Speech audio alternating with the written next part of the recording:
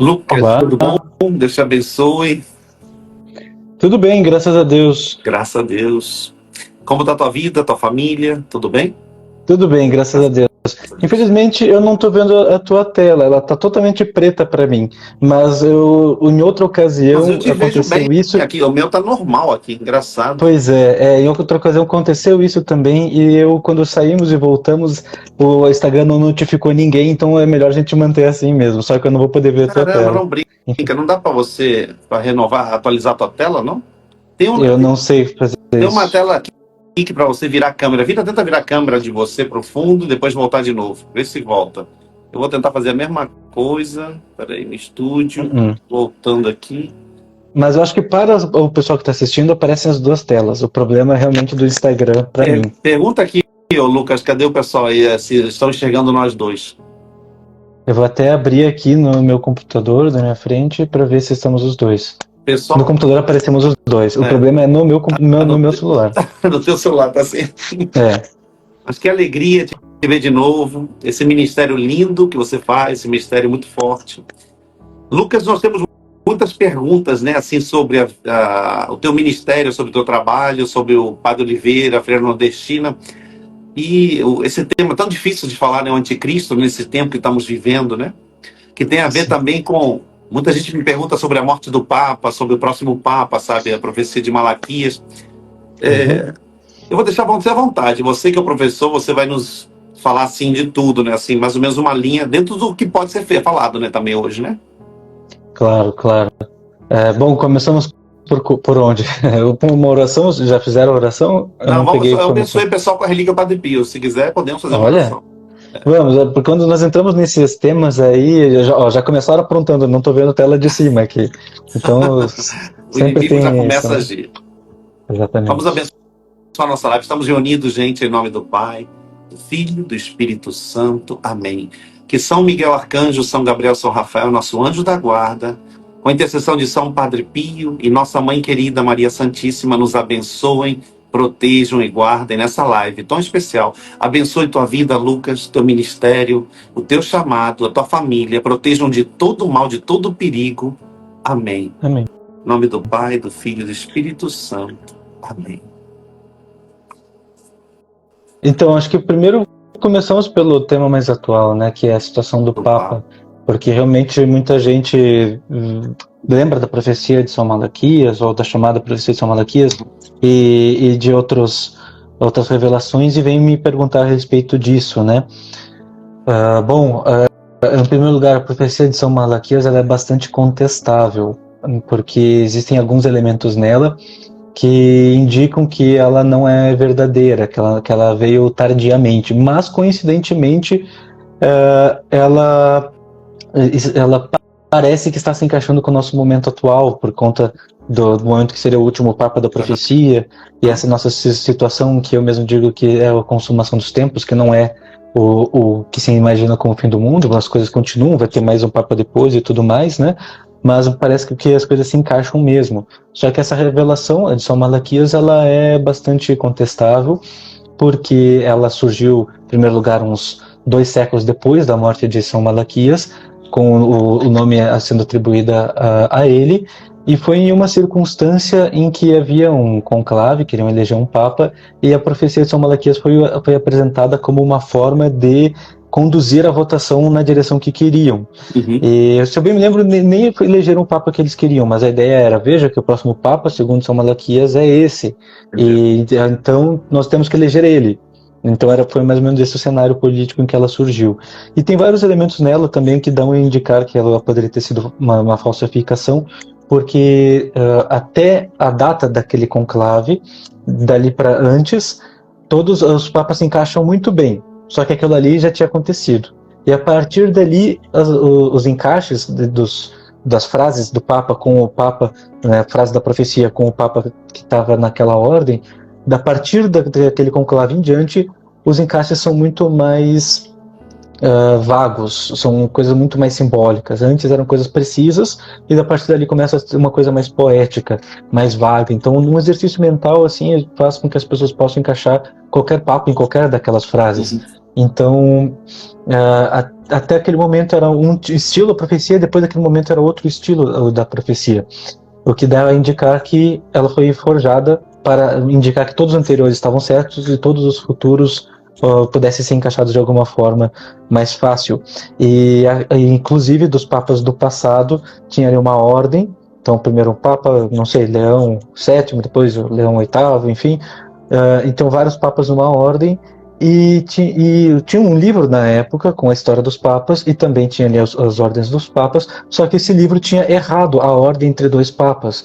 Então tinha sido um e depois outro, só que o livro colocou o contrário. Na verdade, ele colocou a descrição de um papa no lugar da descrição do outro papa. Caramba. Foi um erro de editor. Uhum. E esse erro se mantém na profecia, o que nos indica que quem escreveu a profecia olhou o livro como uma fonte. Uma referência. E, portanto, e isso seria a prova da falsificação. Claro, existem outros argumentos em favor da profecia, né? Mas eu sou bastante cético quanto a ela. Deixa eu te fazer eu as não perguntas acredito assim. Eu acho que o Papa. povo tem várias perguntas assim. Eu acho que eu vou te fazer as perguntas que eu acho que o povo também tem. Exemplo, numa linha cronológica, assim, digamos assim, nós estamos vendo o tempo da preparação da morte do Papa. Mas muito se fala de, você sabe de quê? Do refúgio, das fugas, ou seja, as pessoas que moram nas cidades. Porque cada um quer proteger a sua família, cada um está preocupado, digamos assim, o que eu vou fazer? Eu não tenho dinheiro, eu não posso comprar um sítio, eu não posso fugir. Como é que vai ser essa perseguição, o chip? Então as pessoas estão meio doidas na cabeça de vocês, as pessoas não estão sabendo ligar, assim, a ordem dos acontecimentos. Isso que é uma das coisas que eu acho que é muito pesado para todos nós católicos, que ouvimos muito falar da escatologia, do finais dos tempos há muitos anos. Qual é a ordem para você, Lucas, você que estuda há muito tempo isso aí, qual seria a ordem mais ou menos cronológica dos acontecimentos para nós, assim? Sim. Com as aparições, com as profecias, qual é a ordem que a gente deveria ter hoje em dia? Digamos, que tempo estamos vivendo hoje, digamos? Como nos colocaríamos? Sim. Claro. Bom, dentro da tradição católica existem duas interpretações diferentes sobre o livro do Apocalipse. Uma delas é de que existe uma única tribulação, é a tribulação do Anticristo, e ela encerra com a volta de Nosso Senhor, mas existe uma outra interpretação também, que é válida, nunca foi condenada, ela apenas foi minoritária entre grandes doutores, mas ela ainda foi defendida também por grandes santos, como por exemplo Santo Irineu, e nós podemos encontrar algo também assim nas revelações de Santa Hildegarda, na revelação de La Salette, que é a interpretação de que na verdade existe uma tribulação e depois vem um tempo de paz. E daí depois vem uma última tribulação, né? E que é, na verdade, a forma mais literal de se interpretar o livro do Apocalipse, porque no livro do Apocalipse é dito ali, é revelada uma grande tribulação que vai ali mais ou menos, é contestável, porque uma parte dá para interpretar de outra forma, mas seria mais ou menos ali pelo capítulo 6 ou 9 até o capítulo 20, mais ou menos, uma grande tribulação. E daí depois vem um período de paz, que dura poucos versículos, e daí tem uma última tribulação que é curta. Essa última tribulação é curta, e então volta Nosso Senhor Jesus Cristo e vem a ressurreição geral, né? Assim que está o livro do Apocalipse. Então eu sou dos adeptos dessa interpretação de que são duas tribulações. Uma é a grande e muito detalhada no livro do Apocalipse, e a outra é depois de um longo tempo de paz, e ela é curta. Não significa, por ser curta, que ela é menor, porque pode ser que a gravidade dela seja maior, só que ela apenas vai ser mais curta. E essa ou pelo menos ela foi descrita de uma forma mais curta. Pode ser que ela seja longa, só que foi revelado pouca coisa, né? Não foi revelado quase nada sobre essa última. E essa última, sim, portanto, vai ser interrompida com a volta de Nosso Senhor. Eu entendo que nós temos a tribulação grande. A tribulação grande, ela ocupa 7 anos no seu ápice. Na verdade, ela já poderia ser antecipada em 70 anos, segundo algumas interpretações. E no final dela vem um ápice, que são 7 anos de castigo. E esses 7 anos de castigo também pode ser dividido em uma metade, e esses últimos 3 anos e meio são, portanto, a parte do castigo, da tribulação, em que entra o anticristo. Então, por isso que eu entendo que estamos nesse cenário, prestes a acontecer isso, porque segundo a minha linha de estudos, as revelações que eu mesmo tenho divulgado, o final desse castigo é o ano de 2029. Se termina no ano de 2029, e são 7 anos de castigo, e são as contagens no estilo bíblico, então é primeiro ano, segundo ano, terceiro ano, quarto, quinto ano, até o 7º ano. Se o nono é o 7º, o primeiro é 2023. Então começou em 2023 o castigo como primeiro ano, 2029 vai ser o 7º ano, e a metade desse tempo acaba sendo 2026. Então eu entendo que a partir do ano que vem, se as coisas estão sendo interpretadas estão sendo interpretadas da forma correta, e se as orações não forem suficientes para adiar ou cancelar esse castigo, eu entendo que ano que vem, sim, vai ser o início da aparição do anticristo, pelo que eu tenho trazido de entendimento. Você viu como Nossa Senhora em Fátima pediu para a gente rezar e adiar e anular o castigo, né, que vinha sobre as guerras, etc. Você acha que, se a gente ouvir o apelo de Nossa Senhora, rezarmos, pode ser que a gente alongue mais esse prazo? Ou não? O que você acha, assim, da misericórdia então, de Deus? Deus pode tudo, né? Na profecia de Jonas, lá em Nínive, ele estava anunciando que em 40 dias a cidade ia ser destruída. Uhum.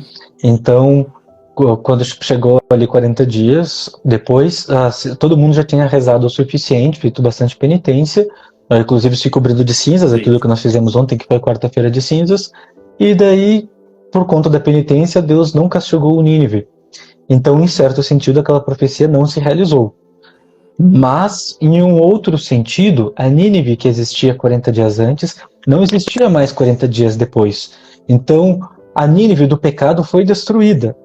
Então, essa profecia, em certo sentido mais místico e simbólico, ela se realizou, só que em uma forma que ninguém imaginava que poderia se realizar. Então, eu acredito que, se as nossas orações forem grandes o suficiente, pode ser que a profecia se realize de uma forma como ninguém imagina, de uma forma mitigada, ou mesmo seja adiada. Só que esse adiar, eu acho que depende muito, assim, dos decretos divinos. Então, segundo São Vicente Ferrer, estava prestes, lá na época dele, 1000 anos atrás, estava prestes a acontecer já tudo que estava no livro do Apocalipse, então as pessoas rezaram, ele rezou, e a Nossa Senhora interviu e pediu mais um tempo para a humanidade se converter, e foi adiado ali, naquele momento, o início do castigo, que estava para começar 1000 anos atrás. Então foi adiado em 1000 anos. Só que em algum momento isso vai se realizar. Claro. E quando isso se realizar, bom, Deus decretou e agora já não adianta mais para cancelar, apenas para mitigar. E esse mitigar pode ser assim: Deus disse que vai acontecer um grande conflito mundial, que vai acontecer pestes, isso e aquilo. Mas ele não disse o dia que vai começar. Pode ser que comece tarde. Ele já decretou o dia que vai terminar, talvez. Se ele decretou o dia que vai terminar, ele pode mitigar, diminuindo o dia que vai começar. Ou o contrário, se ele já decretou o dia que vai começar, ele pode mitigar, diminuindo o dia que vai terminar. Ou quantas pessoas vão atingir ao longo do tempo, qual a velocidade com que os problemas vão se espalhar. Tudo isso pode ser diminuído e mitigado. Uma pergunta, vamos lá. Sobre esse tempo. Você sabe das aparições de Medjugorje, digamos. Medjugorje tem 10 segredos, né? E tem muitas coisas que falam sobre os sinais, etc. Eu tive até com a vidente londrina, a Patricinha, ela também falou que recebeu de Nossa Senhora 10 segredos e também lacrou em envelopes, entregou para o bispo local, etc. E eu lembro que Medjugorje falou que alguns castigos iam ser mitigados também. Nossa Senhora já tinha até adiantado isso. Medjugorje está sendo analisado, eu sei, pela igreja, que ainda é uma aparição ainda muito, para eles, ainda não é definido, porque não acabou as aparições, não acabaram, etc. Mas na tua visão, no teu conhecimento, aí, como é que está a questão de Medjugorje em cima disso, desses tempos, assim? Porque a vidente não falou nada, né? Falou que o que era o padre que ia revelar pra gente 3 dias antes, o Lucas se lembra? Já deve morrer, não sei se morreu ou não, morreu. Não morreu ainda não. Tá. Está por acontecer isso. Então, o caso de Medjugorje, assim, ele é bastante grande, tem muitos relatos de milagres e de conversões, tem muitos frutos espirituais no local, então isso tudo é critério positivo, né? Então, pelos frutos nós conhecemos a árvore, como Nosso Senhor disse. Então eu acredito em Medjugorje, eu acredito que é de origem divina. Só que existem muitas questões lá que precisam ser resolvidas. Existem muitas acusações graves sobre alguns elementos de Medjugorje e que eu não sei responder às acusações. Então eu não costumo entrar no caso de Medjugorje porque eu não saberia defender. Desde foi do dinheiro que eles estavam ganhando, os videntes, uma coisa assim? Algumas coisas assim também, algumas acusações contra o diretor espiritual do grupo. Enfim, tem várias coisas assim, bastante, algumas mensagens que foram traduzidas para o inglês e eu não achei elas no idioma original e no idioma em inglês elas têm alguma ambiguidade de relativismo religioso assim, mas eu não achei o original. Então, na verdade, nós temos que julgar o texto pelo original e não Original, pela tradução. Então, eu mesmo assim não consegui avançar nesse estudo. Mas a respeito das revelações, também elas foram reveladas, na verdade, elas foram comentadas em forma de pequenas pistas. Então é difícil também de se encaixar com os outros, as outras revelações que foram mais abertas. Então eu acho que conforme os segredos de Medjugorje forem sendo revelados, eles vão ser melhor encaixados com as revelações que já existem. Mas de outra forma é difícil de falar sobre Medjugorje e apontar isso aqui significa isso, isso claro, aqui significa não dá aquilo. para saber exatamente. É. E para você, quais são as revelações agora, juntando tudo, assim, para não. Assim, do Padre Oliveira, Freira Nordestina, porque eu vejo que você tem postado muita coisa sobre isso e são impressionantes, né? Como é que calha com o tempo que nós estamos vivendo, né? Assim, está muito igual, está muito impressionante. É, E você não está assustado, não, Lucas, com essa veracidade, assim, porque é impressionante, né? Que é muita responsabilidade, né? Assim, sobre os tempos que estamos vivendo. sim.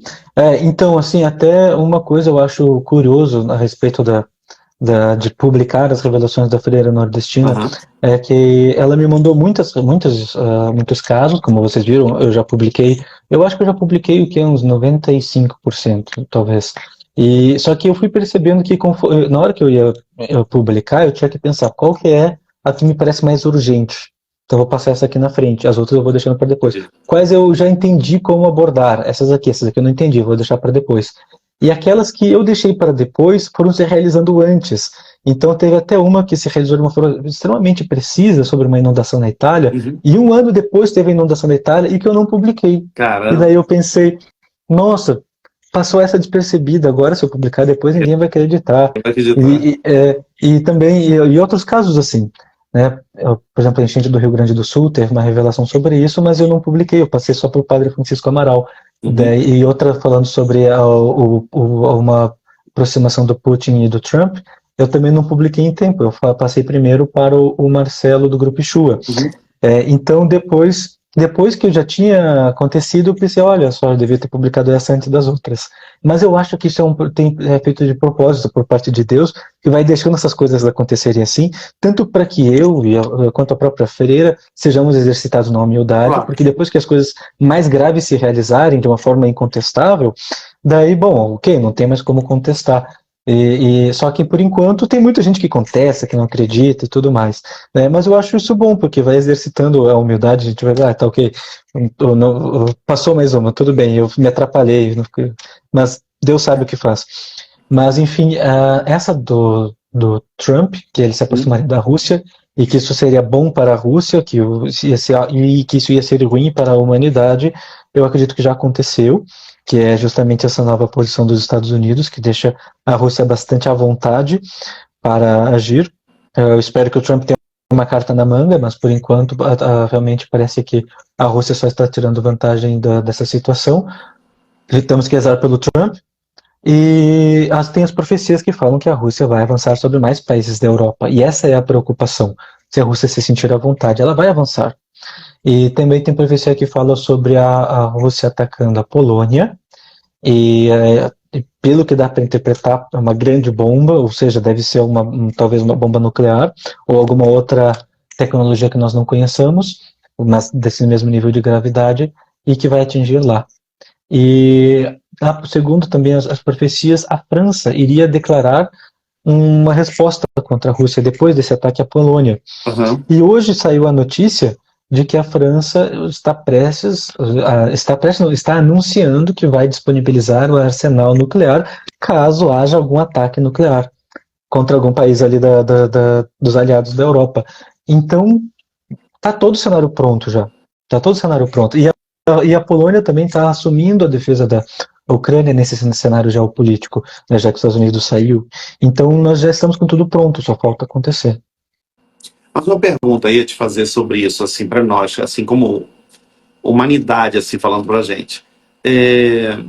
Digamos, desse cenário de guerra, digamos assim, Nossa Senhora fala muito sobre guerra, né? Sobre os segredos da guerra, tem muitos que assustam, né? Tem muita gente leu, e assim sabe de alguns segredos e revelações. E todo o mundo está caminhando muito por uma guerra. Isso, só você acompanhar a situação do mundo, dá para perceber que estamos por um fio, né? Assim, ali basta um estopim ali que pode pintar uma guerra, a Terceira Guerra Mundial. E, e eu sei que tem muitas revelações de várias pessoas sobre os refúgios, etc. O que a gente faz para se preparar, Lucas, assim, tirando a oração, assim, porque tem a classe pobre. A classe pobre não vai conseguir montar um Claro. sítio, luz solar, poço. Como é que vai sobreviver esse povo diante dessa crise? Como a gente vai Sim. preservar as famílias, né? Assim, isso me preocupa muito, sabe? Eu sei que eu devo morrer evangelizando, eu não sei nem se eu vou conseguir me esconder de nada, tipo assim, porque estamos na linha de frente. Então, não tem jeito. Agora, como é que se preservar as pessoas que vão... Porque Nossa Senhora fala dos refúgios, também tem revelações sobre isso, né? Dos refúgios. Quem que fala sobre isso, sobre os refúgios, assim? Sim. Então, como nós sabemos que está vindo um grande castigo que vai atingir vários elementos da sociedade, vai espalhar doenças, vai espalhar perseguição, vai Isso, espalhar, quando chegar o anticristo vai ter a parte da marca da besta, do controle econômico, quem não tiver a marca da besta não vai poder comprar nem vender, é, então nós vamos sendo cercados de problemas. E por isso mesmo é importante nós termos um refúgio, um local para nos protegermos desse problema, nos isolarmos dos problemas, ou pelo menos dificultarmos para que eles cheguem até nós. Né? Na época do coronavírus, todo mundo lembra que quem estava na cidade não podia sair sem correr algum risco, né? Por estar sem máscara, alguma coisa assim. é verdade. Mas quem morava no campo, no interior, tinha uma liberdade muito maior do que Muito quem morava maior, na cidade. verdade. Então, a primeira indicação é que saiam das grandes capitais e vão para o interior. A primeira orientação no sentido físico da coisa. Uhum. E também nós sabemos que quando acabar o castigo vai ter os 3 dias de trevas, e nos 3 dias de trevas também todo mundo tem que ir para um refúgio. Isso Só mesmo. que o refúgio daí é apenas o refúgio para 3 dias. Então, mesmo quem estiver na cidade, vai poder se refugiar nos 3 dias de trevas Na sua casa. na sua casa, exatamente. Durante os dias de trevas, qualquer um vai poder se refugiar na sua casa, desde que feche todas as portas e janelas, Isso é tenha ali a verdade. vela benta e fique 3 dias ali esperando e rezando, claro.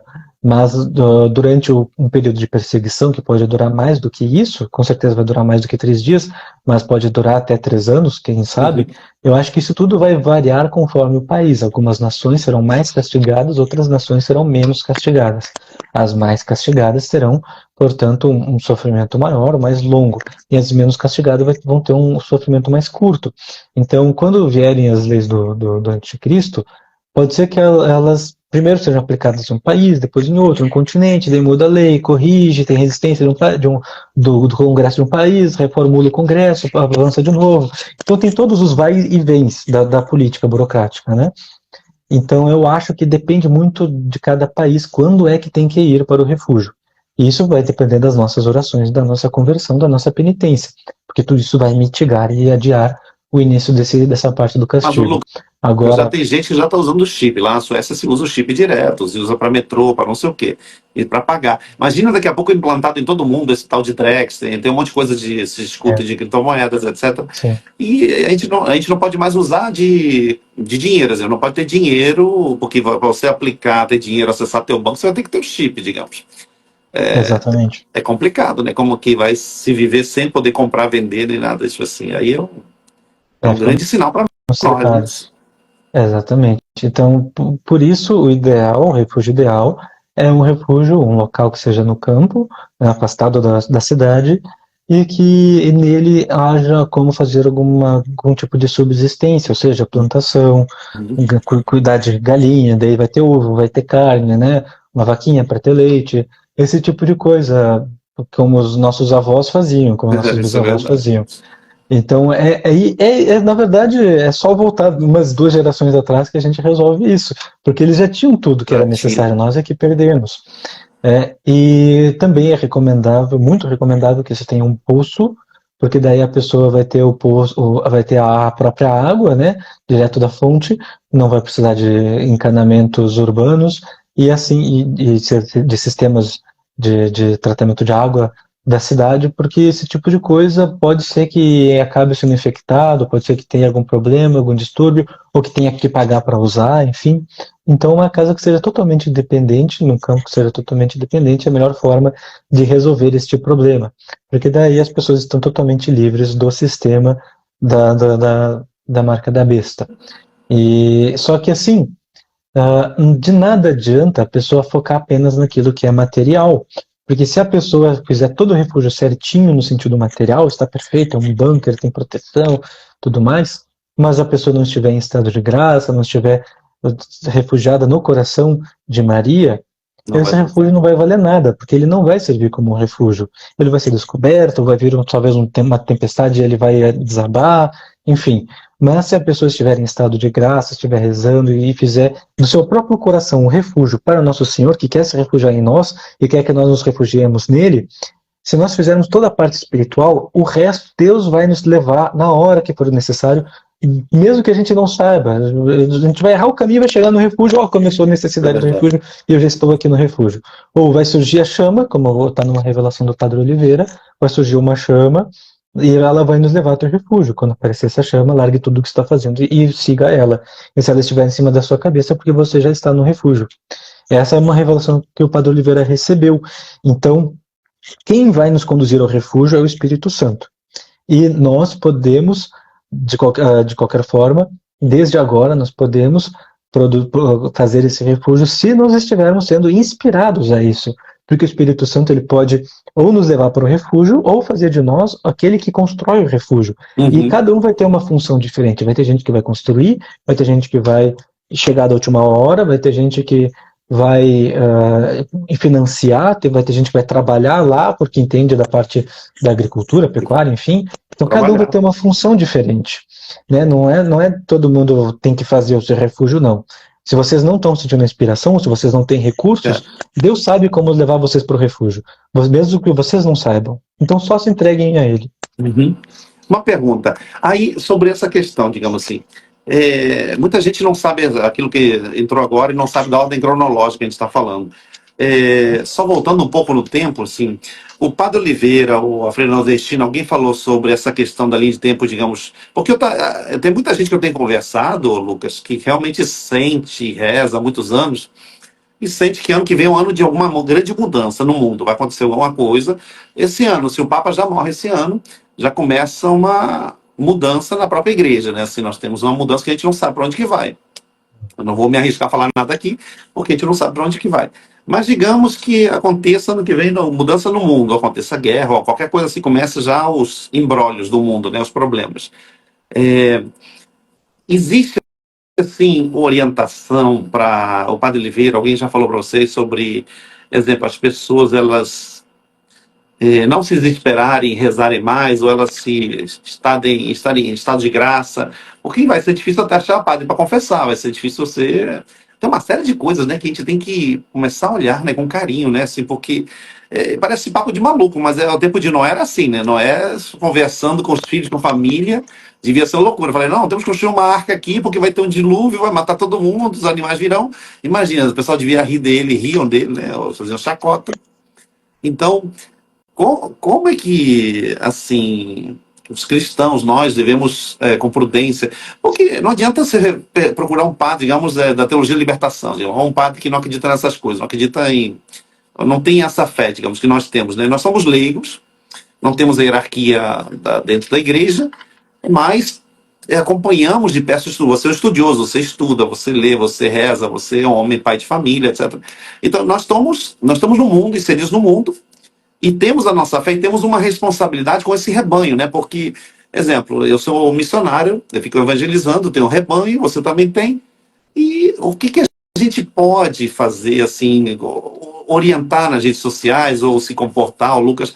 Porque eu me vejo tão perdido às vezes, sabia? Porque eu ensino as pessoas a rezarem, a se curarem, a rezar por interior, etc.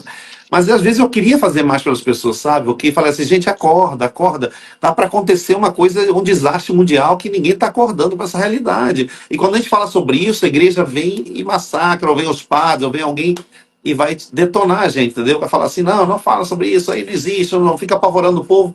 Mas não é apavorar o povo. Se a gente não falar a verdade sobre o purgatório, exemplo, sobre o inferno, A gente não vai nunca preparar o povo para nada, tipo assim, como é que o povo que está nos assistindo pode estar se preparando para alguma coisa, né? Assim, então, Sim.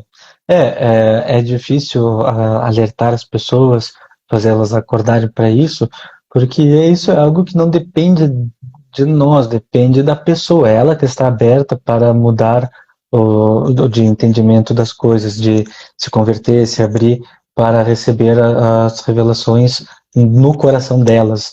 Porque quando uma pessoa tem acesso a uma revelação, seja ela uma revelação pública, como a das Escrituras, quanto a revelação privada, quando a pessoa recebe aquilo ali, para ela é apenas um texto, ela não sabe se deve acreditar ou não.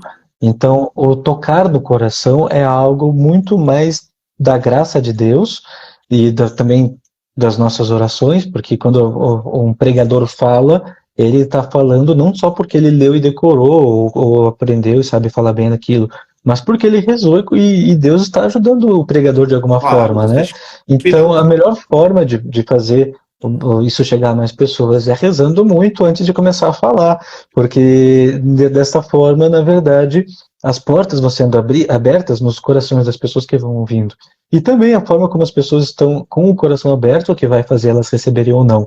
Então, na verdade, assim, eu para todos os pregadores que estiverem ouvindo, eu não recomendo nada além de ter uma vida de oração, sempre unidos a Deus, recebendo sacramentos, e deixe que Deus vá guiando vocês, né?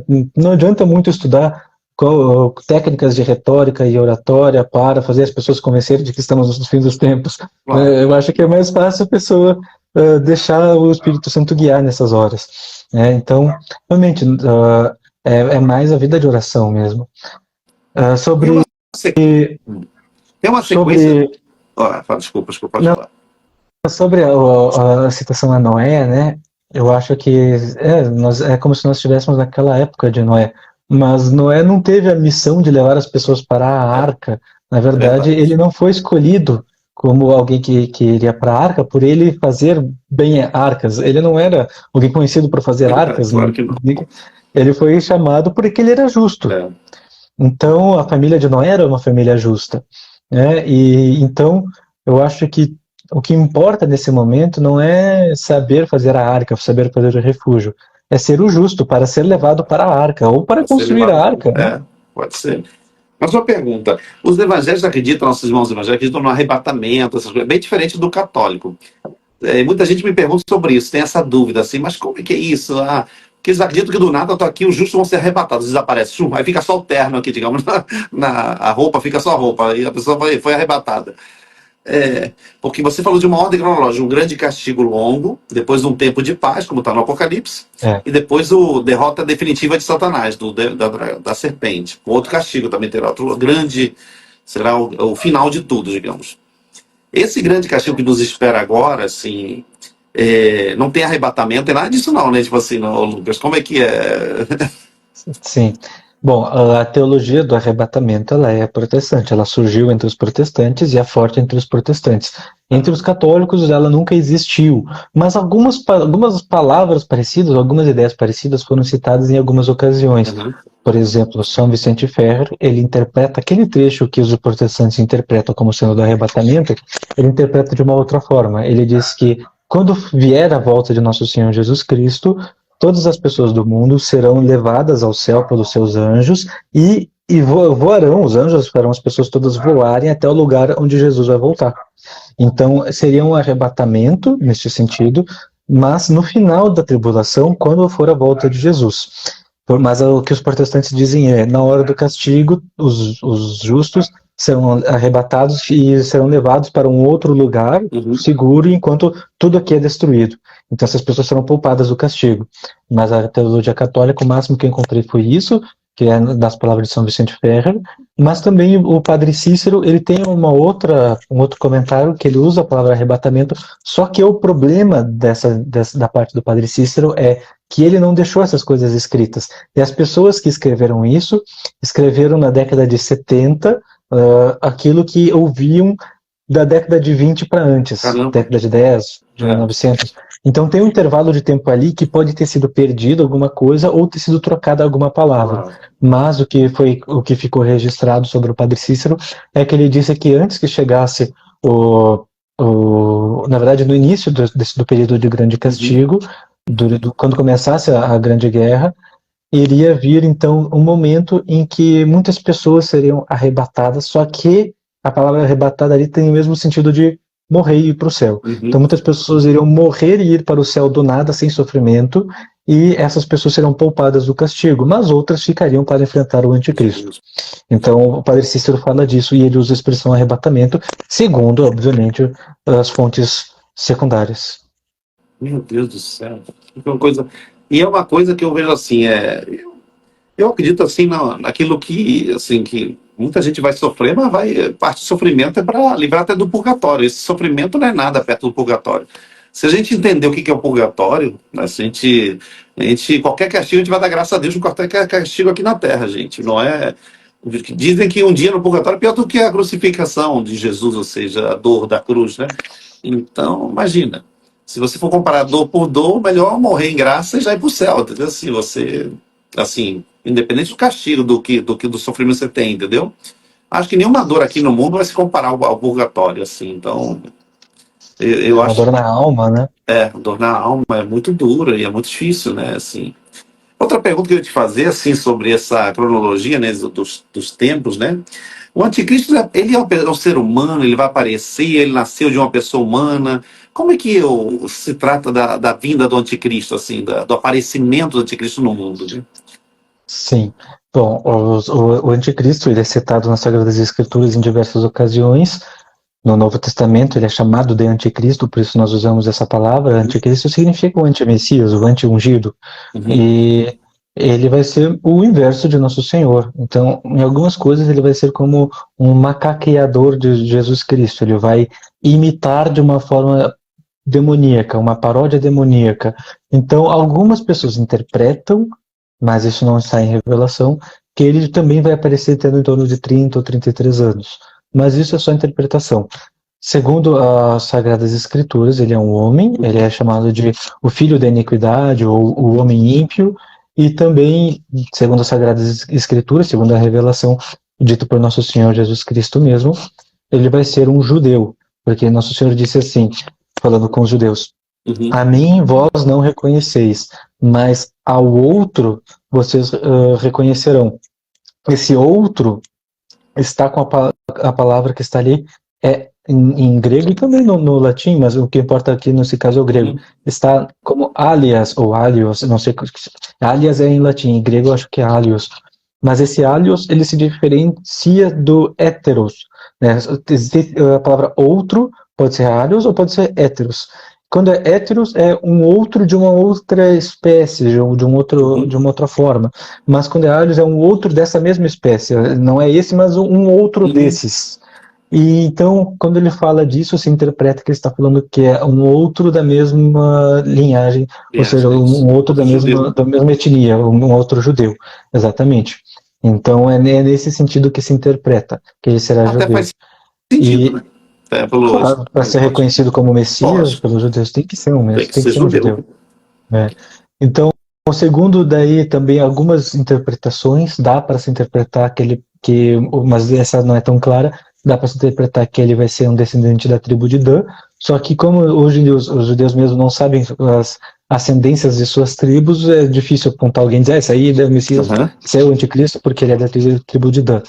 Mas também se costuma se entende que ele será um líder essencialmente político, mas também terá um caráter religioso, porque ele se fará ser adorado como Deus. Ele vai tomar o lugar de Deus e vai ser adorado como um Deus. Caraca, imagina também isso. É dito que ele vai blasfemar contra tudo aquilo que se chama Deus.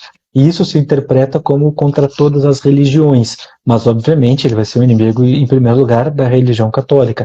Mas esse falar contra todas as religiões, na verdade, eu interpreto como sendo, ele vem tanto como o Messias dos judeus, quanto o Mahdi dos muçulmanos, quanto talvez alguma versão esotérica aí, um espiritismo, vão dizer que ele é a reencarnação de Jesus, em alguma versão esotérica vão dizer alguma outra coisa, um espírito iluminado, enfim, ele vai ter vários nomes para ser reconhecido por todas as religiões, mas depois disso ele vai mudar no sentido de que todas elas terão que reconhecer ele como Deus. Então ele vem como o Messias dos judeus, mas ele vai ter que ser reconhecido como Deus. Ele vem como o Mahdi dos muçulmanos, mas ele vai ter que ser reconhecido como Deus também. Então ele terá que ser adorado por todos, e cumprindo as profecias de todos. E também as profecias de La Salette, de Santa Hildegarda, falam que ele será filho de uma freira, uma falsa virgem, com um bispo. Caramba! Me preocupa, sabe o quê? Ele vai ter poder com certeza, vai poder fazer milagres, etc. Vai enganar muitos. Prodígio. Segunda coisa, se for tratado como Deus, ele pode mandar uma nação destruir outra. Falar assim, eu não quero saber desse povo aqui, vão matar todo mundo. Mas lança bomba nuclear lá, detona, acaba com isso. Imagina, vai começar um negócio de maluco. Imagina se o pessoal assume que ele é Deus. Imagina, cara, uma divindade aqui na Terra. Caramba, isso aí é...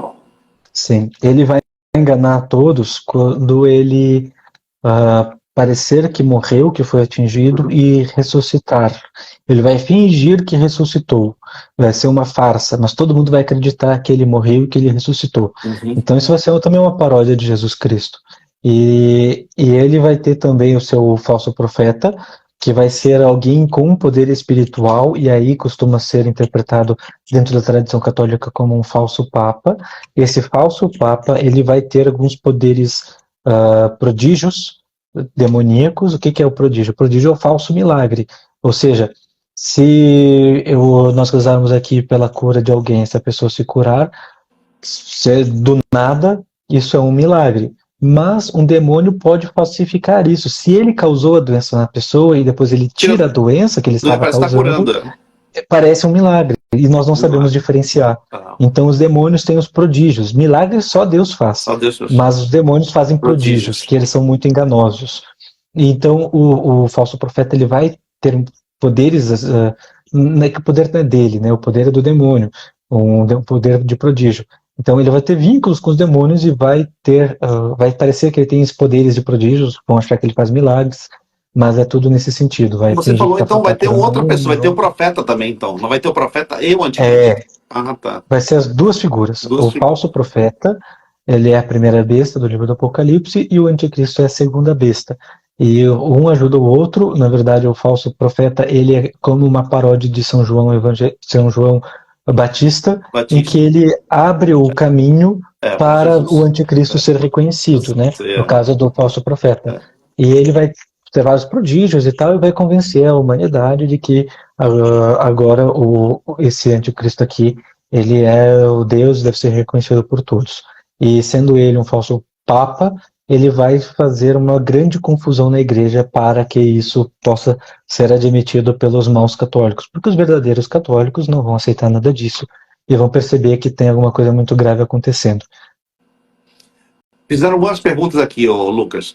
Se o anticristo já nasceu, primeira pergunta. Segunda pergunta que fizeram isso pode ser mudado? Perguntaram se isso pode ser mudado. Aí responde você que sabe. Claro. Então, São Vicente Ferrer, de novo, acho que foi o que eu mais citei até agora, ele comenta também a respeito disso da seguinte forma: todos nós somos chamados à conversão, inclusive o anticristo. Ou seja, até o anticristo, Deus está dizendo: venha, se converta, seja católico, não morra em estado de pecado mortal. Mas, a algum momento, alguém que estiver sendo levado pelos demônios para ser o anticristo vai ir até o final. Ou seja, pode ser que já tenha surgido ali um início do castigo, as coisas foram se realizando, alguém estava prestes a ser o anticristo, digamos, talvez Napoleão, sei lá, estava ali prestes a ser o anticristo, e daí as pessoas rezaram, se converteram e pronto, foi mitigado, ou tomou outro caminho, ele foi derrotado, enfim, se converteu, alguma coisa aconteceu, e ele não foi até o fim. Mas o São Vicente Ferrer comenta, então Deus toda hora está dizendo, até mesmo para o anticristo, sim, é preciso que exista algum dia o anticristo para que se cumpram as profecias, mas não precisa ser você. Se converta, abandone o que está fazendo. Então, essa possibilidade sempre existe, porque Deus sempre chama. Qualquer alma, ele quer a salvação, até a do anticristo. mas vai chegar algum momento em que uma alma vai se fechar totalmente e vai cumprir todas as profecias e vai ser o anticristo até o fim. Então, pode ser revertido? Pode, mas existe algum momento após o qual as coisas no máximo são mitigadas e não mais canceladas, porque elas já começaram, né? Não tem como nós Isso que eu ia te cancelarmos falar. algo que já começou. Se ele vai ter 33 anos, com certeza já nasceu há muito tempo e já É, está entre nós aí. Então não é uma coisa. é, Não tinha especulação que tinha um judeu super inteligente agora novo lá, que ia ser talvez ele o anticristo, não sei o que, o pessoal sim, estava especulando. falavam de. Acho que é o Slomo, Eu alguma esqueci o coisa assim, né? nome dele. É. Mas, bom, ele realmente tem muitos devotos, muitas pessoas que o respeitam e tal, né? Mas eu acho que só ter isso não é o suficiente. Eu acho que tem que ser uma figura É. realmente com alguma influência política, e o anticristo ele vai agir até a hora de aparecer apenas nos Os bastidores. bastidores. Então deve ser alguém dos bastidores da política mundial que nós não Não sabemos quem sabemos. é ainda. Cara, que situação, né, cara? Imagina, parece um filme isso daqui, cara. Gente, pelo amor de Deus. Nós estamos num filme, gente, que tem um anticristo entre nós. Imagina, no mundo já existe um anticristo e a gente não sabe que horas vai aparecer a criatura. Meu Deus do céu, cara. Nem assim o tempo dele. Mas, enfim, é complicado, né? Os tempos que estamos vivendo. E como você vê, assim, exemplo, o mundo hoje? Que quando eu converso às vezes com a pessoa, fala assim, o mundo está piorando, a pessoa fala assim, não, o mundo está melhorando. Eu falei assim, gente, como é que o mundo está melhorando? Muita gente tem a visão otimista católica, fala assim, está tendo uma reviravolta católica, o pessoal voltando para Deus, não sei o quê. Aí eu falei, glória a Deus, está muita gente voltando, graças a Deus, estamos evangelizando o Brasil, né? Mas você olhar para a Europa, para o mundo assim, não tá tendo essa volta católica no mundo. No Brasil está acontecendo muito forte em alguns lugares. Mas agora, e você, como é que você olha isso? Exemplo, qual é a frequência das revelações do Padre Oliveira, a frequência da Freira Nordestina? Eles têm mensalmente, semanalmente? Como é que funciona, está funcionando hoje em dia, o Lucas, assim, as revelações? Sim. Bom, eu acho que no Brasil está tendo muita conversão, mas fora do Brasil Eu também não, acho que. né? E ao mesmo tempo que no Brasil está tendo muita conversão, também está tendo pecados muito escandalosos e políticas muito ruins sendo feitas em nome do Brasil. Por exemplo, todas as vezes que se tenta legalizar o aborto. Se um país legalizar o aborto, ele merece mais castigos. E o governante está fazendo isso em nome do país. Então, se o nosso governante está tentando legalizar o aborto, ele está nos piorando essa nossa situação, né? Então, nós temos que rezar muito pela conversão, pela conversão dos nossos governantes, conversão do nosso país, conversão dos pecadores, ou pela purificação das nossas instituições. Tudo isso tem que estar constantemente nas nossas orações, para que o nosso país seja menos castigado. Agora, sobre qualquer outra pergunta? Não, a primeira coisa era essa, a segunda coisa assim, bom, sobre o nível de conversão, né? É, E a periodicidade das tá, revelações do Padre Oliveira, da Freira Nordestina, como é que você recebe sim, isso daí? É mensal? É quando claro. não tem, não é igual para É, essa Nossa Senhora, não, né? Não tem data ou tem data? não, não tem. A do Padre Oliveira, ele recebeu muitas em um período curto de tempo, e daí depois foi anunciado que ele teria só mais três, ele teve só mais três, e dali em diante ele nunca mais teve uma revelação naquele mesmo sentido de revelações sobre profecias e coisas grandes por acontecer. Na verdade, ele passou a ter intuições menores, coisas mais breves, assim, por exemplo, no ano passado, ele me disse, Lucas, eu sinto por intuição, não foi uma frase que disse, ele estava com uma intuição muito forte que a partir daquela Páscoa ortodoxa do ano passado, viria algum castigo grande para o Brasil e que era necessário, portanto, se preparar com um estoque de alimentos e coisas assim. Até rádio de pilha ele pediu para eu comprar. Uhum. E daí eu até anunciei aqui no programa da Miriam Rios, acho que era mês de março, e eu não sei, deu maior polêmica, um monte de gente falando, vocês estão assustando todo mundo. Daí veio a Páscoa Ortodoxa e veio a enchente do Rio Grande do Sul. E eu mesmo tive que usar o radinho de pilha e coisas assim. Então, foi uma revelação? Foi, mas ela não veio como as anteriores nunca mais É veio, diferente. mas veio de outra forma, veio como uma intuição. E ele ainda tem esse tipo de intuição, ele ainda vai falando coisas assim para mim, né? E às vezes ele tem alguma resposta para alguma coisa, por exemplo, tem um caso de uma aparição que eu estou estudando que tem um elemento que está desaparecido, e eu falei com ele, enquanto estava falando sobre esse elemento desaparecido, eu vi como ele é, ele me deu os detalhes de como era aquele elemento, que eu não posso falar por enquanto, depois eu quero falar e dar todos os detalhes a respeito disso. E ele também até entendeu onde está, então, onde está esse elemento, assim. Então, isso, que eu ainda não posso falar para vocês, foi uma revelação, mas ela não é que nem as anteriores, é para umas coisas mais específicas. Agora, sobre a freira nordestina, ela continua tendo revelações, sim, só que ela me passa, eu acho que talvez uma frequência de uma a cada 2 semanas, às vezes são mais, às vezes são menos, às vezes fica um mês sem mandar a revelação, às vezes manda 3, 4, 5 de uma vez porque estava segurando, rezando sobre isso. Então eu acho que é mais ou menos isso. Ela continua tendo com bastante frequência, sim. E você acompanha as aparições de Nossa Senhora ao redor do mundo ou não, assim, atualmente, nas atuais? Eu acompanho, na verdade, assim, eu mais estudo do Porque que pararam de acompanho. divulgar, né? Assim, está muito pouco divulgado as mensagens de Nossa Senhora, né? Às vezes eu vejo assim quando sai alguma mensagem, mas eu raramente paro para ver a mensagem mais atual. Eu mais estudo várias de uma vez. Porque aquelas que são mensagens constantes e repetidas, assim, toda Repetidas, semana tem uma e tal, elas têm mensagens muito parecidas umas com as parecidas. outras. Reza um terço, uma Então, missa, não sei o que. Nossa Senhora fala assim sobre os mesmos é, temas, basicamente, né? é. Então, assim, seja a revelação verdadeira ou seja a revelação falsa, porque Eu também sei. tem revelação falsa, É. eu acho que vale mais a pena esperar até virem coisas mais relevantes para os meus estudos, porque a minha função não é Veracidade ou acompanhar não. cada uma, mas a minha é justamente ver como esses pontos se encaixam com as demais. Então, se a revelação está falando aquilo que já falou antes, para mim, não, ela pode não interessar, mas para o público que está ali ouvindo pode interessar, porque muita gente ali vai ser tocada. Por isso Nossa Senhora repete, ela não repetiria se não fosse por algum Lógico. motivo, né? Agora, Para reforçar aquilo que ela sempre disse. o Padre Gobi te ajudou alguma coisa ou não? Tipo assim, as mensagens do Padre Gobi, que eram bem apocalípticas, todo ele falava muito forte. Nossa Senhora, em locução interior, falava muito sobre finais dos tempos, sobre... Eu tenho todo o último livro dele até hoje, eu guardo, eu rezo, aquela consagração, acho lindo. Ótimo. Sim.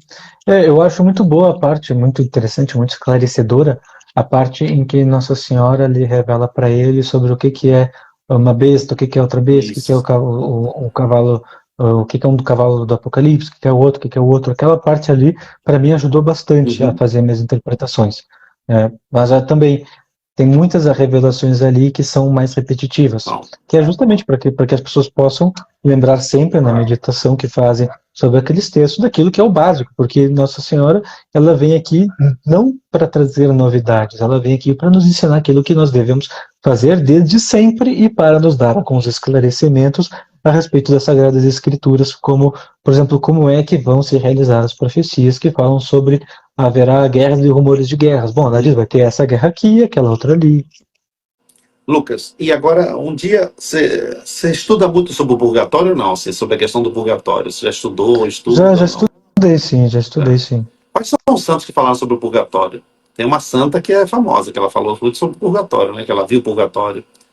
O padre ele via almas do purgatório, ele conversava até com algumas almas do purgatório. Teve os santos místicos que viram almas do purgatório, né? Agora, dizer quais que mais falaram sobre isso, eu não saberia A dizer Santa agora, não. Hildegarda, ela viu sobre o purgatório? Não. Quem foi que viu sobre o Eu purgatório? Foi ela? Não. acho que foi Santa Brígida, Brígida. não foi? Eu acho que as Santa pessoas Brígida, nos foi Santa comentários Brígida. podem Santa dizer que Brígida. nos comentários, Acho que foi ela. Eu acho que também tem um livro dele, não é uma santa, eu acho que eu vou até conferir aqui, eu vou olhando no Google, eu acho que é a Maria Cima, que fala sobre Maria essas almas do Cima, purgatório. eu sei. Essa mística fala muito sobre os purgatórios, sobre purgatórios também. É bem interessante o livro que tem os relatos das almas do purgatório. Tem Santa também Francisca uma Romana outra. também escreveram aqui isso, ela também Olha, falava, Santa Francisca Romana. sim. Francisca Romana também, ela é muito importante, porque ela fala um escrito muito bom, ela. Eu só tá lembrando, a gente está lembrando junto aqui. E Vamos sobre o purgatório? dizendo aí. Sobre o purgatório, assim, o que as pessoas esperam ou não do purgatório, assim, porque a misericórdia de Deus não falha, mas porque é tão delicado esse tema, porque eles ficaram tão assustados com o purgatório, que até uma palavra vã era apontada, né? Ou seja, que é muito difícil. Nos teus estudos, o que você assim, poderia deixar de mensagem para a gente, assim, porque os pecados são graves, né, para o purgatório, né? Todos os pecados são levados em conta, né? Uhum. Também tem mais um caso que é a irmã MDLC. Ninguém sabe o nome dela porque ela não deixou o nome, só deixou a sigla, mas talvez seja Marie Delacroix, né, Maria da Cruz. Uhum. Ela também fez um livro sobre as revelações das almas do purgatório, e esse livro uh, foi, ele foi defendido pelo Cônego do Bosque, que foi promotor da fé no caso da canonização de Santa Teresinha do Menino Jesus, que muito respeitável. Então também é um livro recomendável sobre as revelações Mas do qual é o nome purgatório. dela? E como é que era a abreviação? É mais fácil encontrar como o Manuscrito do Purgatório. O O Manuscrito do Manuscrito Purgatório, do tá bom. Vou Purgatório. procurar. Porque o nome dela não foi revelado, Eu apenas quero a ler esse sigla. livro, eu quero ler. MDLC. Maria de la Croix deve ser o nome dela. E então, sobre o purgatório, a pergunta é Não, a o pergunta é a quanto... seguinte: assim, nós estamos lutando, rezando, confessando, etc. Assim, como se livrar do purgatório? Como a gente lutar, né? Assim, Claro, o que realmente tem peso ou não no purgatório pra gente, tipo assim, as sim. pessoas? A penitência, né? Porque aquilo que nós pagamos no purgatório é aquilo que nós não pagamos na terra. Ou seja, nós cometemos aqui algum pecado e esse pecado ele causa um dano na nossa alma, um ferimento na nossa alma. É como se tivesse um espinho que se cravasse na nossa alma. O pecado é esse espinho. Quando nós nos confessamos, o espinho é tirado, né? Aquilo que nos fere foi retirado. Mas o ferimento continua. Quando nós tiramos o espinho, fica o buraco. E demora ali para cicatrizar. Então, quando nós fazemos a penitência, nós vamos pagando as dívidas que nós fomos contraindo por conta do pecado. Nós vamos purificando a nossa alma. Na verdade, nós vamos como que sanando a nossa alma. Então, se nós morrermos sem fazer penitência, nós temos que pagar isso depois no purgatório. E se nós fizermos penitência na terra, nós não precisamos pagar isso no purgatório.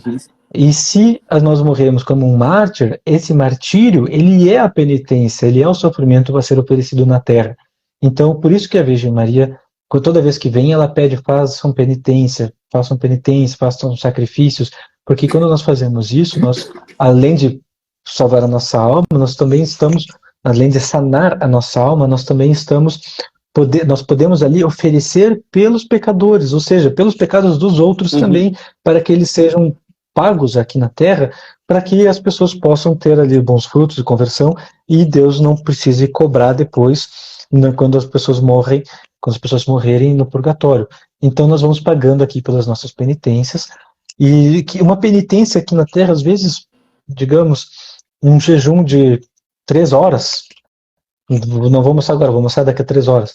Um jejum de 3 horas pode nos tirar, eu não sei quanto tempo de purgatório, talvez 1 ano, não sei quanto tempo pode tirar do purgatório.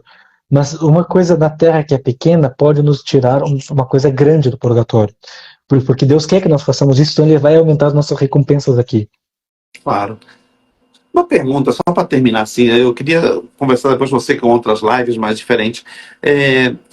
Você já fez algum grupo assim de estudo de um livro específico para pessoas que têm interesse assim de fazer? Fala um pouco do teu trabalho, né? Assim, como você hoje em dia trabalha ensinando as pessoas, assim, porque você tem que trabalhar também, né, Lucas? Você faz um trabalho lindo, você tem um trabalho bacana. Além do teu curso, você continua com aquele curso online ou não? Aquele teu curso continua? Sim. O meu curso continua online, eu tenho o curso As Profecias Católicas sobre o Fim dos Tempos, e eu falo justamente sobre esses assuntos que nós estamos falando aqui, sobre as revelações católicas, que tratam sobre esse período da Grande Tribulação, e lá ele é dividido em vários módulos, e agora já tem algumas aulas bônus também, mas que eu falo sobre os critérios de discernimento se uma aparição é verdadeira ou falsa, tanto para quem está estudando, quanto para quem acha que está vivendo uma revelação, será que eu recebo ou não? Então ajuda tanto para quem está olhando para os outros casos, quanto quem está olhando para o próprio caso. Também eu falo sobre como é que são os conteúdos das revelações, qual é a história das aparições de Nossa Senhora, e tudo de uma forma bastante aprofundada, mas também dando todas as bases, ou seja, quem nunca estudou o assunto vai poder começar a estudar ali, e eu levo até a parte mais profunda do estudo. Então eu diria que é um curso bastante completo e que, graças a Deus, já teve bastante aluno e ainda está aberto para quem quiser se tornar aluno. É só entrar, já vai estar tudo pronto lá, e volta e meia eu adiciono uma Tá, aula bônus extra tá no link da atualizando os tua bio, né? estudos. Lá no teu Instagram, né? Tá. E está no meu site também. Eu E tenho o você, site www.lucasgelasio.com. tá. E você toparia, de repente, assim, fazer, vou ver se eu organizo. Eu queria um grupo de 100 pessoas. Eu queria ler um livro com você. Qual livro você recomendaria pra gente ler? Fazer tipo um clube da leitura, sabe? Legal, Que seria legal, bacana uma você boa ideia. explicando pra gente um livro que você já tenha lido, que você goste. Porque tem muitos livros que eu acho bacana a gente ler juntos e é esclarecedor e é gostoso. Tipo assim, porque às vezes a pessoa não tem tempo de ficar lendo todo e vai querer uma leitura acompanhada, né? Isso, Sim. isso, isso aí, É, depois quero conversar com você pessoalmente, depois para ver o sim. livro que a gente poderia pegar, tipo um do Purgatório. Muita gente vai querer, e é baratinho, tipo assim, é R$29,90, uma coisa assim, a pessoa pode pagar, que possa pagar, para Claro. fazer o curso de leitura, na realidade, ler junto um livro. Sim, Eu sinto muita falta sim. disso, sabia? Muita gente me pede isso daí, que eu tenho muitos seguidores, né? E eles me pedem muito, assim, você não quer ler um livro com a gente? Quer fazer um grupo de 100 pessoas para a gente ler junto, tirar dúvidas, não sei o quê? Até hoje nunca me animei, porque na realidade meu tempo é muito curto, mas se fosse com Sim. você como professor é mais fácil, tendo um É, professor nos legal. ensinando, nos guiando, é muito legal, entendeu? Sim. Bom, eu acho essa ideia muito boa. Recentemente eu li um livro que foi o Tratado da Oração e da Meditação de São Pedro de Alcântara, que eu achei Ah lá, muito bom, muito maravilhoso. denso, assim, e curto. É um livro curto, só que ele é um livro denso, então tem muitas informações bem compiladas ali. Eu achei maravilhoso, seria um ótimo tema para isso, porque ajuda as pessoas a rezarem melhor, Ah, né? Então, se nós formos seguir adiante, essa seria a minha recomendação. Bom, o Sibilo do Monte Carmelo também é muito bom, só que ele é mais comprido aham. e mais difícil, né? Mas eu acho bom uma leitura nesse sentido Mas espiritual. tem Eu que ser já um livro que você recomendo a já tenha todos que queiram lido e que ler. você possa dividi-lo, Aham. até resumi-lo assim É, nas aulas. A gente pode fazer, seria entendeu? uma É, boa é ideia mais mesmo. fácil. É Seis ou uma boa sete ideia. encontros, a gente faz. Eu vou organizar isso aí com você, Lucas, e vou falar pro povo. Muita gente vai se interessar, porque ler junto é muito gostoso, sabe? O livro que você tem, É, esse é maravilhoso. Esse aí eu nunca li, inclusive, e todo mundo já me falava dele. Engraçado, é uhum. um maravilhoso. Realmente, esse livro é muito bom. E São Pedro de Alcântara é padroeiro do Brasil, É, né? Muita gente não sabe. não, quem falou dele outro dia, quem foi? Não foi, não sei se foi o Guilherme Freire, alguém falou dele, falou do São Pedro Alcântara, como referência, né? Assim, muito profundo, né? O escrito dele é muito profundo. É, exatamente. Fácil de entender, né? Tem alguns Fácil de trechos mais entender. difíceis de entender. Exatamente. Sim. Outro que é fácil de entender, que eu só li um livro dele, é o Zé Maria Escrivá, né? Que também tem é o dia a dia, né? Você crescer na santidade no teu dia a dia, né? Outro que eu amo ler, eu acho difícil ler, é São João da Cruz. São João da Cruz, eu sou muito místico, eu gosto muito da mística, Hum, né? Então eu li muito São João da Cruz, Santa Teresa d'Ávila, mas é difícil, gente, é mais você difícil. entender as moradas. Olha, as moradas parece a coisa mais simples do mundo, mas é muito difícil. É, Você não sabe se é para subir, se é para descer, se é horizontal, você não sabe as moradas, como elas se movem e se é alcançável ou não para nós, sabe? Então eu vejo, assim, tem muitas coisas que a gente gostaria, nós como leigos gostaríamos de ler e entender, mas precisaríamos de um professor, alguém que pudesse nos conduzir nesse caminho. É a dica aí que eu te dou, Lucas, vai te fazer. Se você topar, eu organizo rapidinho, cara, porque é muito bacana. Então depois a gente conversa, porque é uma ideia boa mesmo. Não, porque é um clube da leitura, entendeu? Porque nós católicos carecemos de Claro. direção espiritual. Nós não temos direção espiritual. Não, é impossível ser chapado para todo mundo. Ninguém tem uma direção espiritual de um. Ainda mais sacerdote que tem esse carisma, essa visão, ou entenda. É muito difícil, sabia? É muito difícil encontrar essa direção nesse caminho, né? Eu sei porque eu sofro disso há muitos anos. Já tive diretores espirituais muito bons, já morreram, mas hoje em dia eu não consigo mais achar. É muito difícil, sabia? E as pessoas estão cheias de dúvidas. Segundo casamento, terceiro casamento, estão dúvidas na sua vida sacramental, espiritual, pessoal, as feridas emocionais. Eu acompanho toda essa galera e o pessoal sofre muito, a pessoa está sofrendo muito. E às vezes chega numa igreja, não é acolhida, a pessoa não encontra, aquele grupo rejeita, aquele grupo assim não se enturma. Aí a pessoa se sente desmotivada, sabe? Eu falei, ela só vai à missa mesmo e não fala com ninguém, vai embora. Mas a pessoa tem É, sede, né? Todo mundo tem sede, todo mundo quer ser mais próximo de Deus. Isso exatamente. Eu acho muita dificuldade isso aí na nossa igreja, sabe? O pessoal, essa frieza, essa distância. É difícil você se engajar. E os grupos se acabaram, né? Grupos até da renovação carismática foram diminuindo muito e acabaram, senhor. Então, nós temos uma grande lacuna hoje em dia, né? De grupos bons ou de acolhedores ou que dê uma boa formação, né? Então, eu acho que e é um dom que Deus te deu. Você não pode se omitir nesse dom, né? Deus te deu esse dom de ensinar, dom de você, dessa visão espiritual profunda. Isso não é para qualquer um, entendeu, Lucas? Isso é até um legado, é um talento, né? Então, eu sei que é muita responsabilidade, eu sei que é difícil, mas eu te dou, assim, um chamado, né, de Deus, para você dirigir um povo que está precisando de direção, entendeu? É um povo, é pesado, é difícil, é cansativo, mas é um chamado de Deus, sabe? E é importante para nós, sabia?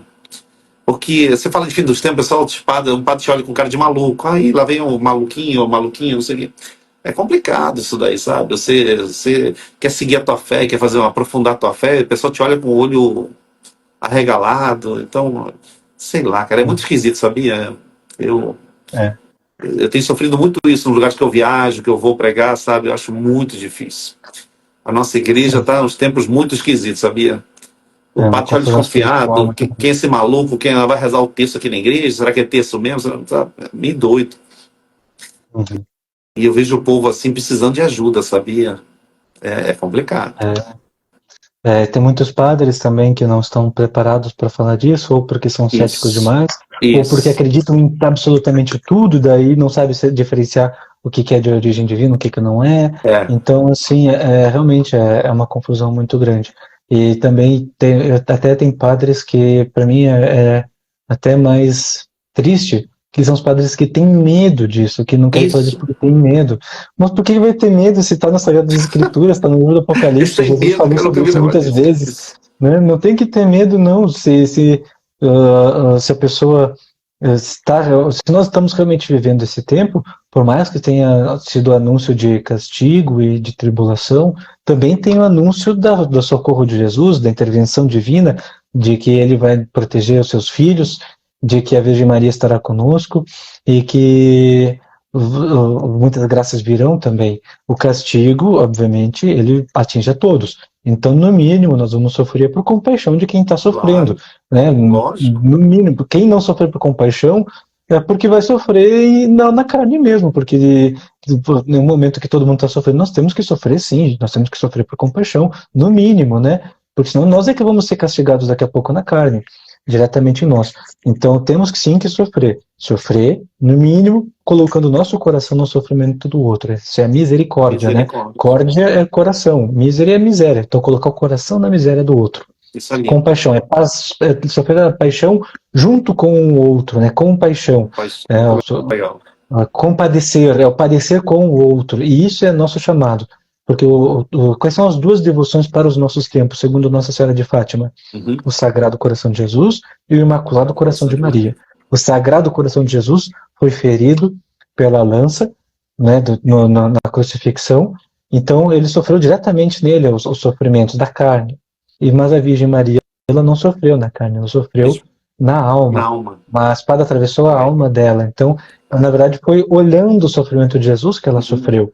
Então, ou nós sofremos nós, ou nós sofremos pelos outros. Sofrer, todo mundo vai sofrer. Isso aí, é verdade. Não. E eu acho assim, só para terminar, se concluir, né, para a gente poder depois marcar outra live para vocês, para a gente falar sobre os problemas que nós estamos passando, enfrentando, né? Exemplo, você vai impor a mão sobre alguém, o padre não deixa, acha que é passe, acha que é não sei o quê, não entendem nem imposição de mãos hoje em dia, né? Eu já sofri muito isso. Outra coisa também que eu acho um problema para nós, né? Assim, você vai pregar e você tem que medir suas palavras, você não pode falar de santidade ou de radical, eu acho muito radical, muito... Eu já encontrei tanto problema com isso. E eu vejo assim, gente, é para o povo agora, não é para você, Lucas, é para o povo. Tenham paciência. Porque, exemplo, eu indico muita gente para o padre exorcista, e você não encontra padre exorcista. Ou os padres exorcistas não querem atender. Então, cara, é complicado você encontrar gente, olha, tanto padre que precisa... Eles não querem atender, ou não têm paciência, ou não têm vontade. Exemplo, você vê pessoas literalmente que abriram portas para os demônios, assim, se contaminaram, ou que foram consagradas, e precisam passar pelo ritual, né, do exorcismo, e você não encontra. A pessoa chega lá e o padre não, ou não encontra, aquela diocese não tem, ou o padre não quer atender, ou está muito lotado, não quer. E as pessoas se veem reféns de uma situação que elas não conseguem, não sabem para onde correr. E isso me assusta muito, porque eu vejo assim, o fim dos tempos se aproximando, os problemas crescendo, as pessoas estão doentes, as pessoas estão contaminadas, a vida cheia de problemas, de barreiras espirituais, né? Então, e elas se veem perdidas, assim. Muita gente está indo à igreja evangélica, vai para a igreja evangélica, muito vai para o espiritismo, gente. Eu outro dia estava conversando com o pessoal indo para o espiritismo. Gente, fazer o que no espiritismo, cara? Pelo amor de Deus. Então, não piore a situação, não abram mais portas, sabe? As pessoas parecem que elas não têm a... Por isso falta orientação, Lucas. Essa orientação, essa direção tem que ser dada, porque o povo está precisando, sabia? Não é uma questão de luxo, não quero ensinar uma coisa que eles já sabem, não. As pessoas estão perdidas mesmo, porque a pessoa está sofrendo e ninguém ajuda. Sim. E a pessoa precisa de ajuda. É isso que dói, sabe? Porque... infelizmente o modernismo ele mudou a cabeça de muitos padres, e muitos padres também são adeptos da teologia da libertação. Então quando as pessoas chegam na igreja procurando ali uma doutrina certa, reta, firme sobre moral, como viver, porque as pessoas no cotidiano elas têm dúvidas, será que eu faço de uma forma ou de outra? Isso. Então elas procuram na religião a resposta, porque a religião tem a resposta. E daí elas chegam lá e o padre está falando, não, veja bem, não é tão isso aí não é pecado, já foi pecado, não é mais. No passado entendiam errado, as coisas mudaram, o que é importante agora é só o amor, todas as religiões salvam. Quando um padre fala disso, a pessoa ela pensa assim, não, mas isso não é o cristianismo, não é a resposta que eu procuro, isso não é o que eu queria, isso não me convence, então a pessoa procura em outro lugar que tenha a resposta. E ela vai parar na igreja evangélica, onde estão ali os pastores dizendo exatamente o que ela precisa ouvir, sobre qual é o certo e o errado, sobre o poder de Jesus, da oração. Então ali ela sente aquele sentimento cristão que ela perdeu na paróquia onde tem o padre modernista. Mas a culpa é do padre modernista. Então, na verdade, só que a pessoa não sabe outro padre para procurar. Então, justamente, eu penso o seguinte, a responsabilidade dos padres é muito grande, porque eles são responsáveis pela alma de todas as pessoas da sua região, da sua paróquia. Então, se eles não estão conseguindo converter, ou se as pessoas da sua região estão indo para alguma heresia, então, na verdade, Deus depois vai cobrar dele. Olha, você perdeu essas ovelhas que eu te dei. E então, o pecado delas é parcialmente teu também, porque a culpa é tua que elas estão pecando. Então, ele vai ter que ser julgado também pelos pecados dos outros. Claro, não diretamente, mas indiretamente, ele tem verdade. Lógico que vai ser. Igual um pai que não educa o filho, mesma coisa. É exatamente a mesma coisa. Tem a responsabilidade. Eu acho que a nossa responsabilidade é grande, Lucas. A gente tem que realmente se unir. Quanto mais pessoas a gente unir nessa batalha, sabe, de evangelização, nós católicos deveríamos nos unirmos mais, sabia? Nós precisamos melhorar, assim, incentivar a gente. Sigam o Lucas Gelasius, o trabalho dele, façam o curso dele, pelo amor de Deus, esse curso é fundamental. Quanto mais católicos fizerem esse curso, abrirem a mente, entender o que significa o fim dos tempos, porque está chegando, não é uma brincadeira, é gravíssimo, e se prepararem em oração, buscando a santidade de vida, né? Ou seja, os sacramentos, a oração mais profunda, mais mística, ou seja, mais mística é cheia de Espírito Santo, não é esotérica. Então, vocês se abrirem para o Espírito Santo, mas, porque sem o Espírito Santo não fazemos nada, né? Não temos força, não temos esperança, não temos fé, não temos nada. Então, abrir-se mais e mais para o Espírito Santo e deixar o Espírito Santo explodir em graça, gente. Nós temos que, em vez, se alguém te falar, um padre falar, não se abra para o Espírito Santo, foge dele. Você tem que se abrir para o Espírito Santo e abrir mesmo, escancarar as portas e para deixar que Deus te conduza. Gente, nós temos um tempo que vão se levantando dentro da igreja pessoas que vão ser contrárias à fé. Então, não se assustem com isso também. Outra alerta muito forte. Porque você vai ter padres que vão falar assim, isso não é pecado. Ele falou, não é pecado, não, foge desse padre. Porque é pecado sim, e até a palavra vã é pecado. Então, não se deixe enganar, gente, pelo amor de Deus. Recado a igreja sempre ensinou... Fala.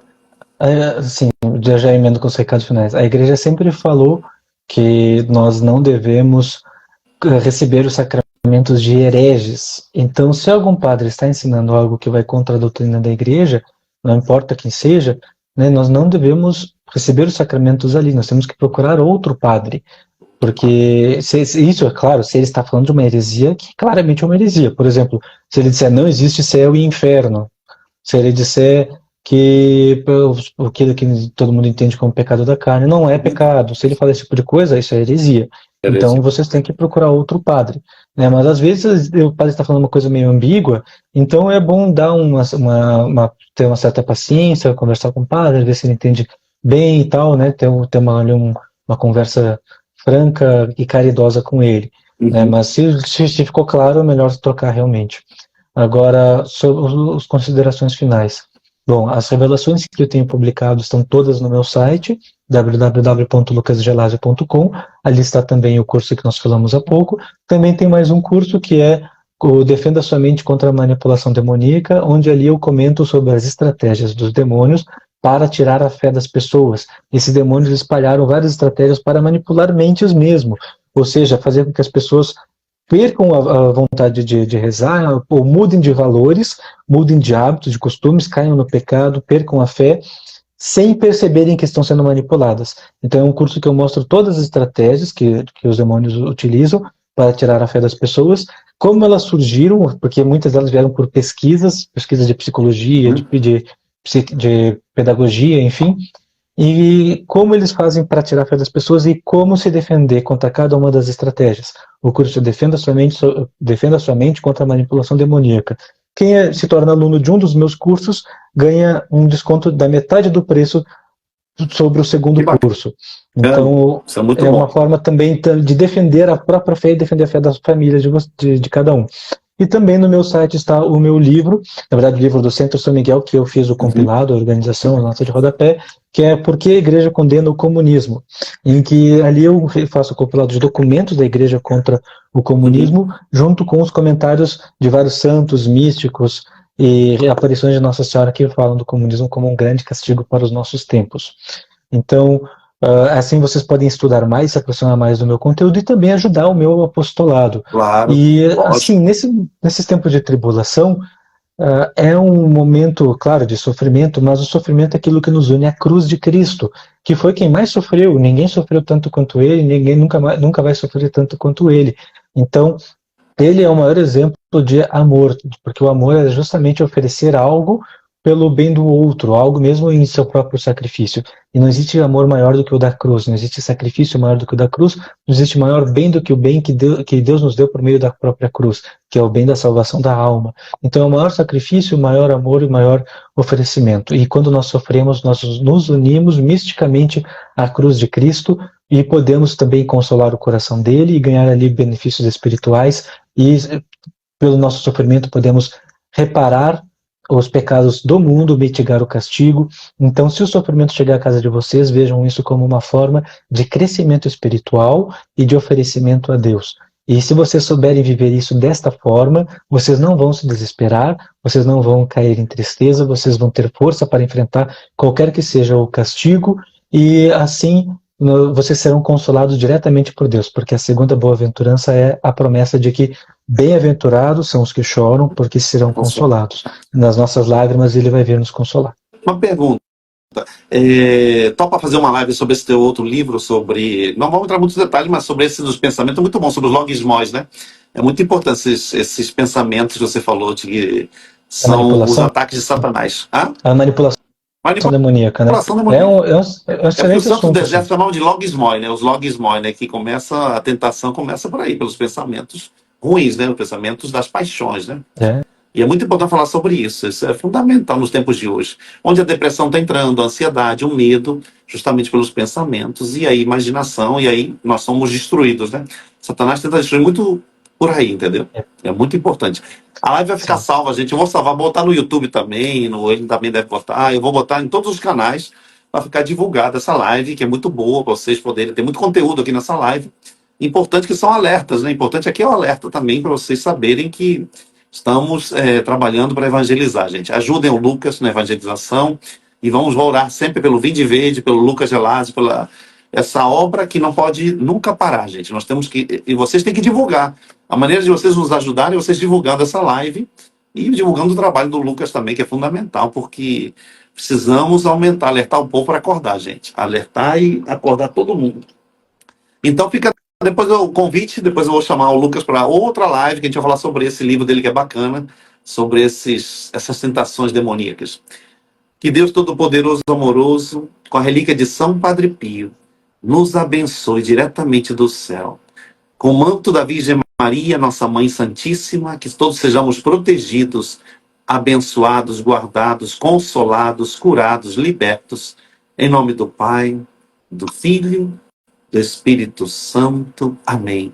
Que os anjos digam amém. Gente, eu te agradeço de coração, Lucas. Desculpa aí demorar Eu que tanto, agradeço. mas muito obrigado mesmo pelo carinho e até a próxima live, com a graça de Deus.